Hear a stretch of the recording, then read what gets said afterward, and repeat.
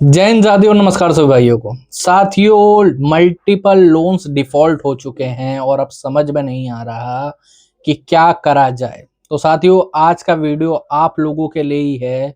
जितने हमारे डिफॉल्टर भाई हैं जिनका किसी भी कारणवश, चाहे बिजनेस लॉस, जॉब लॉस या फिर किसी और कारणवश, चाहे कोई मेडिकल इशू हो, उसकी वजह से लोन डिफॉल्ट हो चुका है या फिर अब उनकी आर्थिक स्थिति ऐसी नहीं रही है कि वो आगे चल के लोन की रीपेमेंट कंटिन्यू कर सकें, तो आखिरकार उनको क्या करना चाहिए, कौन कौन से कानून उनके हित में बने हुए हैं और किन किन बातों का उन्हें ध्यान देना चाहिए, आज इसी के बारे में बात करेंगे। ठीक है, बहुत सारे हमारे भाई हैं जो कि हमें कॉल या मैसेज करते हैं, बताते हैं कि सर मेरी आर्थिक प्रॉब्लम इतनी ज़्यादा बड़ी चल रही है, मुझे डर लगता है रिकवरी वालों से कि हम मुझे जेल हो जाएगी, फलाना हो जाएगा, ढिमकाना हो जाएगा। तो मैं उन लोगों को बता देना चाहता हूँ कि आज का जो वीडियो है आप ही के लिए है और आपके लिए मैं पूरे जितने आपके सारे अधिकार जो है ना वो सारे के सारे आपके सामने रख रखूंगा। ठीक है, आप बस अपने अधिकार जान लो, फिर कोई भी लोन की कंपनी, कोई भी बैंक आपका कुछ भी नहीं बिगाड़ सकता। ठीक है, तो साथियों, वीडियो शुरू करने से पहले अगर लोन संबंधित कोई भी प्रॉब्लम है, कोई परेशानी आ रही है, होम विजिट हो रही है, कॉल ज्यादा हो रही है, तो ऊपर नंबर आ रहा है, व्हाट्सएप पर मैसेज कर सकते हो। ठीक है, व्हाट्सएप के माध्यम से हमसे जुड़ सकते हो। ठीक है, नॉर्मल कॉल करोगे कोई जवाब नहीं आएगा क्योंकि कॉल्स हमें बहुत ज्यादा आती है, सबकी कॉल अटेंड करवाना पॉसिबल नहीं है। बट आप व्हाट्सएप पर मैसेज करो ताकि हम आपसे जुड़ सकें, आपसे बात कर सकें। ठीक है, अब आ जाते हैं मेन टॉपिक पे। देखो, सबसे पहले तो आप लोग एक चीज समझ लो कि मेरे पास जितने भी लोग आते हैं वो एक गिल्ट में जी रहे होते हैं। ठीक है, वो लोग सोचते हैं कि यार मल्टीपल लोन्स का डिफॉल्ट हुआ है, उन्होंने बहुत बड़ा कोई क्राइम कर दिया हो, ऐसा वो लोग सोचते हैं। ठीक है, कई लोग तो इतना ज्यादा जिंदगी से हताश हो चुके होते हैं कि वो लोग सोचते हैं कि कोई गलत कदम उठा ले। जी हाँ, आप लोगों को मजाक लग रहा होगा, लेकिन मैं जेन्युइनली आपको बताऊंगा, बहुत सारे हमारे भाई आते हैं जो कॉल से मुझसे जुड़ते हैं और कॉल पे ही कई बार अपनी परेशानियों की वजह से रोना स्टार्ट कर देते हैं या फिर बताना स्टार्ट करते हैं। मैं उन सभी भाइयों को और आपको समझा देना चाहता हूँ एक बार तो कि आपने कोई क्राइम नहीं करा है। ठीक है, हाँ, जब तक आपके पास पैसा था, आप भर रहे थे, लोन कंटिन्यू था, ठीक था, कोई दिक्कत वाली बात नहीं। बैंक और आपके बीच में खाली एक एग्रीमेंट हुआ था, जब तक आपके पास पैसा था आप भर रहे थे, अब नहीं है तो वो एग्रीमेंट टूट गया है, आपने कोई क्राइम नहीं करा है। आपको कोई पुलिस नहीं पकड़ेगी, आपकी कोई सामाजिक प्रतिष्ठा खराब नहीं होगी। हाँ, कुछ कुछ स्टेप्स आपको लेने पड़ेंगे क्योंकि आपको पता है, देखो एक चीज तो मैं क्लियर कट बता देना चाहता हूँ, कोई एडवोकेट या फिर कोई पुलिस वाला कभी आपको फोन नहीं करता, ना ही आपके घर आता। ठीक है, सेकेंडरी चीज ये है, सिर्फ ये जो रिकवरी वाले, रिकवरी 10वीं फेल रिकवरी एजेंट, जिन्हें मैं सुअर या फिर दलाल कहता हूँ, ठीक है, ये लोग थोड़ा बहुत परेशान करने की आप लोगों को ट्राई करेंगे। उससे बचने का तरीका सबसे पहले आप लोगों को जान लेना चाहिए। ठीक है, ओके, आप पहले ये समझो कि ये लोग आपके माइंड पे प्रेशर क्रिएट करने की ट्राई करते हैं और कुछ इनके पास पावर नहीं है।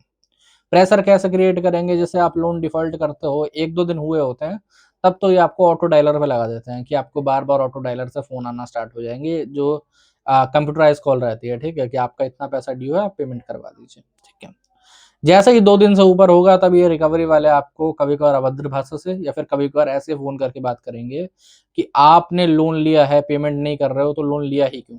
ठीक है, या फिर आपने बैंक को ये थोड़ी ना कहा था कि भाई साहब आप पेमेंट नहीं करोगे, आपके पास पैसे नहीं होंगे। तो ऐसा कई बार रिकवरी वाले ऑन कॉल कहते हैं। मैं आपको एक चीज बता देना चाहता हूँ कि आप रिकवरी वाले को ऑन कॉल कितनी भी गालियां दे लो या फिर कितना भी उन्हें सुना लो, आपके ऊपर कोई कार्रवाई नहीं होती। अब मैं ऐसा क्यों बोल रहा हूँ, क्योंकि आपको आगे चल के इसकी जरूरत पड़ेगी। ठीक है, पहली बात तो एक चीज समझो कि आपने किसी भी रिकवरी एजेंट या फिर उसके बाप से लोन नहीं लिया। ठीक है, कि वो आपको कॉल करके परेशान कर सके। आपने कॉल लिया है बैंक से, या सॉरी, लोन लिया है बैंक से या फिर किसी एनबीएफसी से लिया होगा, और एनबीएफसी या फिर बैंक किसी भी रिकवरी एजेंट का बाप नहीं है। ठीक है, तो वो आपको कुछ नहीं कर सकता, वो दरअसल नौकर है उनका। और नौकर का काम इतना होता है कि वो जो दूसरे मालिक होते हैं ना, जैसे कि आपने दुकानों, अगर आपकी किसी की दुकान होगी तो उसको पता होगा कि किसी और लाला जी से पैसे लेने होते हैं, तो आप अपना लड़का भेजते हो कि जाओ उनसे पैसे ले आओ। या फिर लाला जी के पास नहीं होते तो वो बोल देते हैं कि भाई साहब कोई बात नहीं, अभी नहीं है, मैं बाद में दे दूंगा, और वो लड़का आके खाली लाला जी से इतना बोल देता है ना।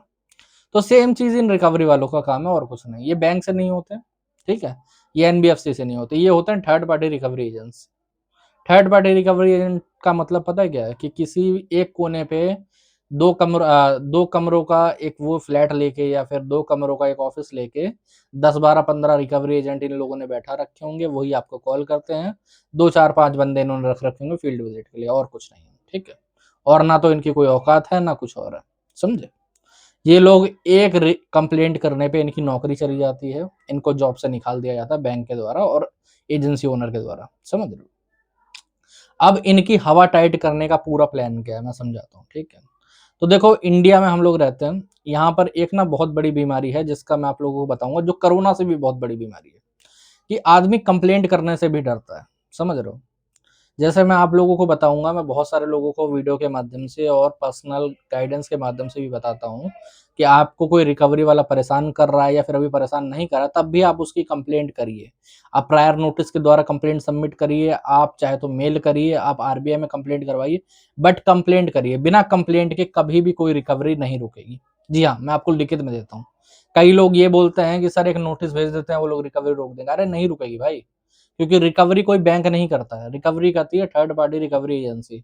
जब तक आप मेल के द्वारा, ट्विटर के द्वारा, या फिर अपना ट्विटर का नाम चेंज होकर एक्स हो गया, ठीक है, या फिर आप आरबीआई के द्वारा कंप्लेंट नहीं करोगे, तब तक आपकी रिकवरी कभी भी शांत नहीं होगी। मैं ऐसे ऐसे लोगों को जानता हूँ, कस्टमर हैं, ठीक है, जिन्होंने 6-6 महीने तक उनके यहाँ पर कोई विजिट नहीं हुई, क्योंकि वहां पर उनके एरिया में होम विजिट नहीं होती होगी, लेकिन जैसे ही कोई नई एजेंसी वहां पर खुली, उन्हें कभी कंप्लेंट वगैरह तो कर नहीं रखी थी, तुरंत के तुरंत वहां पर विजिट होने लगी डेली डेली। ऐसा क्यों होता है? क्योंकि आदमी कंप्लेंट नहीं करता, सोचता है यार मैं कंप्लेंट नहीं करूंगा, चुपचाप के बैठा रहूंगा छुप के, तो कोई दिक्कत नहीं होगी। कई लोगों के नए एड्रेस ये पे लाके ये लोग ढूंढ लेते हैं या फिर ऑफिस पे जाके परेशान करते हैं, तो आदमी और ज्यादा दिक्कत में आ जाता है नहीं? तो इसीलिए आपको कंप्लेंट्स पूरी करनी पड़ेगी। आप ये मत बोलो कि भाई मैं कंप्लेंट करूंगा तो मेरे ऊपर कोई एक्शन तो नहीं हो जाएगा। भाई विक्टिम तुम हो, समझ रहे हो? विक्टिम तुम हो, प्रॉब्लम तुम्हारे साथ हो रही है, दिक्कत तुम्हें आ रही है, तुम कंप्लेंट करो, 101 बार कंप्लेंट करो, एक कंप्लेंट क्लोज हो, दूसरी कंप्लेंट डालो, हर 2-2 दिन में मेल डालो, हर 2-2 दिन में ट्वीट डालो, तब जाके आपकी रिकवरी रुकेगी, समझ रहे हो? ऐसे बैठने से नहीं चलेगा कि मैं कुछ नहीं करूंगा। आप लोग कोई अबला नारी नहीं हो, और अगर अबला नारी भी हो तो भी आपको डरने की जरूरत नहीं, मेरा मानना ये है, सीधी सी बात है, ठीक है? मैं जो पर्सनल गाइडेंस देता हूँ वो थोड़ी हार्श होती है। मेरा नाम भी हर्षी है, पहली बात तो सुनिए। हाँ, ये थोड़ा कॉमेडी होगी। हाँ, मैं थोड़ी जो पर्सनल गाइडेंस देता हूँ थोड़ा रूड हूँ, मुझे पता है, लेकिन जो चीज़ अच्छी होती है आप लोगों के लिए वो मैं आपको बताता हूँ, समझे? अब आ जाते हैं मेन टॉपिक पे कि अब करना कैसे है। देखो, मैंने बता तो दिया, मैंने इतनी राम कथा तो गा दी, अब करना कैसे है? देखो, सबसे पहले तो आपने कोई भी लोन डिफ़ॉल्ट हुआ है, आपको मेल्स करना स्टार्ट कर देना है, ठीक है?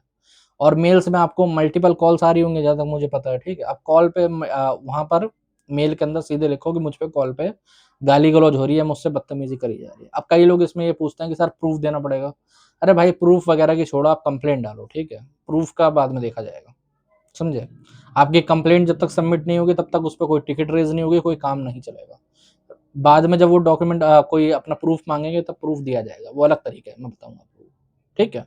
अगर आपके पास प्रूफ़ है तब भी ठीक है, नहीं प्रूफ़ है तब का भी मैं एक तरीका बताऊँगा, ओके? अब सबसे पहले मल्टीपल मेल्स डालो आप हर दूसरे दिन में, ठीक है? उसके बाद इन लोगों को अपनी रेपुटेशन बहुत प्यारी होती है। जैसे मैं आपको एक कंपनी का नाम बताता हूँ, फजाज फाइनेंस। आप नाम समझ जाना मैं किसका नाम ले रहा हूँ, ठीक है? ओके।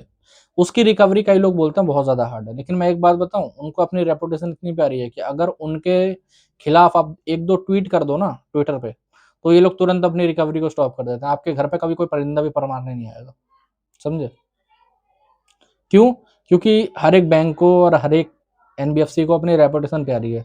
आप ट्विटर पे कंप्लेंट कर रहे हो तो उनकी बेइज्जती हो रही है एक तरीके से, तो वो उसको जल्दी सॉल्व करेंगे। तो आप ट्विटर पे भी कंप्लेंट करना स्टार्ट कर दो, और ट्विटर पे एक चीज़ सब लोग ध्यान दें, ठीक है? कई लोग कंप्लेंट में ये लिखते हैं कि मेरे को कॉल बहुत आ रही है, ठीक है? ये कंप्लेंट नहीं होती। कॉल पे गाली-गलौज हो रही है, कॉल पे बदतमीज़ी हो रही है, मेरे रिश्तेदारों को कॉल जा रही है, ये कंप्लेंट होती है, समझे? तो ऐसे कंप्लेंट करो, या फिर विजिट हो रही है तो विजिट, ये चीज़ों की कंप्लेंट डालोगे, वहाँ पर लोन नंबर वगैरह लिखोगे, उसके बाद टैग और मेंशन करके आप लोग ट्वीट कर सकते हो, ठीक है? इसी के 30 डेज़ बाद, अब कई लोग बोलते हैं ना कि 100% स्टॉप करने का क्या तरीका है? मैं बताता हूँ 100% स्टॉप करने का क्या तरीका है। उसी के 30 डेज़ के बाद, ठीक है? या फिर अगर आपको अर्जेंट में करना है, ठीक है? कि आपको आपके पास टाइम नहीं है कि आप 30 दिन तक वेट करो, तो भाई उसका एक दूसरा तरीका है आरबीआई में तुरंत कंप्लेंट करने का, लेकिन वो मैं वीडियो में नहीं बता सकता, ठीक है? वो आपको पर्सनल बात करनी पड़ेगी तो ही मैं आपको बता पाऊँगा, वो थोड़ा 2 नंबरी तरीका है, समझ रहे हो? तो उसके बारे में ज़्यादा वीडियो में बात नहीं करेंगे। अब जैसे ही 30 डेज कंप्लीट हो जाते हैं, आप आरबीआई में कंप्लेंट करो। आरबीआई में कंप्लेंट करने के बाद जो भी एजेंसी जिसके पास भी केस होगा, वहां उसको उतने दिन के लिए सस्पेंड कर दिया जाएगा, जब तक आपका वहां पर आरबीआई में केस चलता रहेगा। केस मतलब क्या, आपकी फाइल ओपन होती रहती है वहां पर, ठीक है, क्योंकि वहां से कंप्लेंट जो होती है वो सीधे बैंक में भी जाती है, एजेंसी ओनर के पास भी जाती है, और जो वेंडर होता है उनके पास भी जाती है, ठीक है। तो कंप्लेंट पे काम होगा, आपके पास जो भी प्रूफ है, कॉल रिकॉर्डिंग, वीडियो, या फिर वो आप सबमिट कर देना आरबीआई को सीधे ही, ठीक है। वहां से जैसे ही सबमिट करोगे, आरबीआई के पास पावर है कि वो आपकी विजिट को वैसे ही रोक देता है। आरबीआई में कंप्लेंट करोगे ना, तो भी वो आपकी विजिट वगैरह रोक देते हैं, कोई दिक्कत वाली बात नहीं, ठीक है। उसके बाद जैसे ही आपके पास प्रूफ वगैरह मिलेंगे, आपको वहां से कंपनसेशन भी मिलता है, समझ रहे हो। अगर वहां पर आपकी कंप्लेंट वैलिड मानी जाएगी तो 10,000 15,000, जो सबसे हाईएस्ट अब तक मेरे सब्सक्राइबर को मिला है, ठीक है, वो मिला है 35,000 रुपए का, समझ रहे हो। हाँ, होता ये है कि आपके लोन में से काट लिए जाते हैं, जब आपका लोन ज्यादा बड़ा होता है ना, 2 4 5 लाख रुपए का, तो आपके लोन में से काट लिए जाते हैं वो पैसे, समझ रहे हो। जो आपके मान लेता 2 लाख का लोन है, तो वो 10,000 का कंपनसेशन मिला, तो वो 10,000 काट के 1,90,000 रह जाएगा। और कुछ कुछ बैंक जो है वो 1,000 2,000 रुपए आजकल आपके अकाउंट में भी ट्रांसफर करने लगे हैं। ऐसा 1 2 क्लाइंट के साथ मेरा हुआ था। जैसे वन कार्ड है, उसने ऐसा करा था, मेरे एक सब्सक्राइबर को 10,000 रुपए का वो दिया था, ठीक है, अकाउंट नंबर लेके। एक आईसीसीआई बैंक ने भी एक बार ऐसा करा था। तो कई चांसेस हैं होने के, बट अगर नहीं भी होंगे तो कोई दिक्कत वाली बात नहीं, क्योंकि एक बार पेनल्टी लग जाती है ना, इनके थोड़े अकल आ जाती है। ओके, ये पूरा प्रोसीजर आप करोगे तो आपकी रिकवरी के जो विजिट है और जो आपके कॉल्स हैं, उनकी टेंशन आपको बिल्कुल ही खत्म हो जाएगी। अब कई लोग ये भी बोलते हैं कि सर एक बार क्या इनफ रहेगा आरबीआई में कंप्लेंट करने के लिए। देखो, डिपेंड करता है कि आपके विजिट का फ्लो क्या है। देखो, कई जगहों पे सिर्फ एक बार कंप्लेंट करने से ही काम हो जाता है, लेकिन कईयों में क्या होता है, कंप्लेंट करने के 2 4 महीने बाद उनको कॉल की संख्या बढ़ जाती है, तो चांसेस होते हैं विजिट होने की, या एजेंसी चेंज हो जाती है तो चांसेस होते हैं। तो आप दोबारा हर दूसरे या तीसरे महीने में एक बार 15 20 मिनट खर्च होते हैं आपके, आप कंप्लेंट हर दूसरे या तीसरे मंथ में करते रहो, आपका कोई विजिट नहीं होगी, कोई प्रॉब्लम नहीं होगी, ठीक है। तो साथियों, ये आरबीआई के कुछ नियम है जिनको आपको फॉलो करना है, ताकि आपको किसी भी तरीके की हैरेसमेंट ना हो। ओके, तो साथियों, आज के वीडियो में इतना ही। अगर वीडियो अच्छा लगा हो तो चैनल को सब्सक्राइब कर लेना। अगर और कोई दिक्कत प्रॉब्लम परेशानी आपको आ रही है तो ऊपर नंबर आ रहा है, व्हाट्सएप पर मैसेज कर सकते हो, ठीक है। जय हिंद सभी भाई।